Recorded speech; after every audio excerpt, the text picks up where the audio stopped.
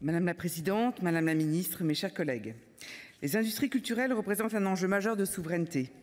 Qu'il s'agisse de notre musique, de nos films, de nos livres ou de nos jeux vidéo, toutes ces œuvres sont exportées dans le monde entier et diffusent notre histoire, notre culture, nos modes de vie, nos valeurs et nos paysages. Il importe donc de les conforter. Le projet de loi de finances pour 2024 traduit parfaitement cette ambition d'universalité avec un soutien renouvelé à ces différents secteurs et des crédits dédiés en progression de 7,6% par rapport à 2023. Concernant le livre, la politique de l'État consiste à favoriser le développement de la création littéraire et la diffusion la plus large possible des pratiques de lecture. Il s'agit bien entendu d'un motif de satisfaction, mais nous savons combien l'industrie du livre est fragile. La recomposition en cours des groupes d'édition les plus importants, les coûts actuels du papier, l'émergence de l'intelligence artificielle, les tensions sur le partage de la valeur entre les auteurs et les éditeurs ou encore les difficultés de trésorerie des librairies le démontrent tous les jours. En matière de lecture, l'effort de l'État repose sur la dotation générale de décentralisation. Il permet à un certain nombre de collectivités territoriales volontaires d'adapter et d'étendre les horaires d'ouverture de leurs bibliothèques.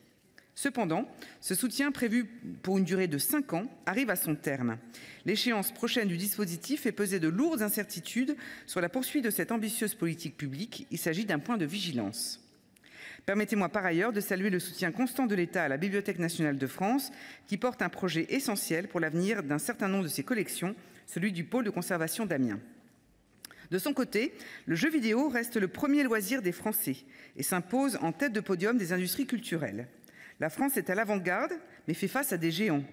Nos studios représentent un levier d'influence fort que nous devons protéger des appétits croissants des grandes puissances étrangères.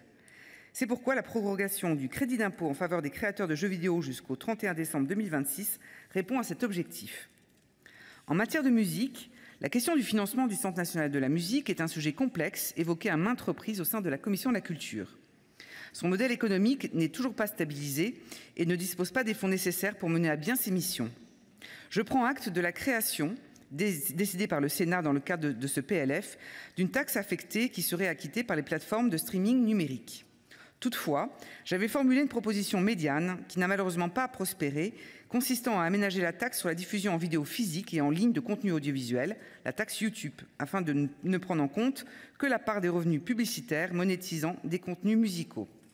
Faire contribuer indistinctement l'ensemble des acteurs, y compris les plateformes européennes sur abonnement comme Spotify et Deezer, qui reversent 70% de leurs revenus aux auteurs, artistes, éditeurs et producteurs, ne me paraît pas comme la solution la plus pertinente.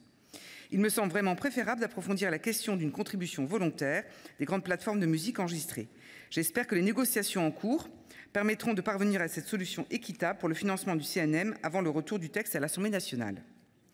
En matière de médias audiovisuels publics, notre groupe souhaite insister sur l'importance de la diversité de la presse, générale et spécialisée, et de l'indépendance des médias. Il est également essentiel de s'assurer de l'accès de tous à une information de qualité. Les temps instables que nous traversons nous engagent à garantir à nos concitoyens les médias fiables. Nous devons collectivement nous protéger de la désinformation qui se répand malheureusement de manière fulgurante. Il en va de notre cohésion nationale. La future réforme des aides directes à la presse devra tenir compte de ces enjeux majeurs. Je tiens à cet instant à saluer tout particulièrement le travail mené par la chaîne Arte à travers sa plateforme numérique qui donne accès gratuitement à des contenus de grande qualité. Enfin, je voudrais en quelques mots évoquer la situation du cinéma qui suscite bien des débats et j'oserais même affirmer une certaine forme de cinéma bashing. Je regrette profondément la suppression de l'article 5 Diovicis du PLF qui prorogeait pour une durée supplémentaire de 2 ans le bénéfice du crédit d'impôt pour les dépenses de production d'œuvres cinématographiques et audiovisuelles. Ce crédit d'impôt permet d'attirer sur notre territoire de grosses productions cinématographiques, des séries TV et des œuvres d'animation étrangères, comme l'a dit notre rapporteur. Il s'agit d'un très mauvais signal adressé aux producteurs qui vont rapidement se tourner vers des pays les plus attractifs comme le Royaume-Uni. C'est également un mauvais signal pour l'industrie du cinéma français, largement mise à contribution par ces productions étrangères. Par ailleurs, nous avons été nombreux à soutenir le maintien du dispositif fiscal dont bénéficient les contribuables souscrivant au capital des sociétés de financement de l'industrie cinématographique et de l'audiovisuel, les SOFICA. Cet instrument financier est important car il permet d'orienter l'investissement vers la production indépendante. Je me réjouis donc du retour à meilleure fortune du cinéma français après une période post-Covid extrêmement incertaine et une grève de longue durée des acteurs américains qui vient de prendre fin et s'est conclue par la ratification d'un accord avec les studios. La politique poursuivie par l'État en faveur des médias, du livre et des industries culturelles est ambitieuse et équilibrée. Nous nous en réjouissons. C'est pourquoi le groupe Les Indépendants votera les crédits de mission. Je vous remercie. Merci, Madame Darcos. La parole est à Monsieur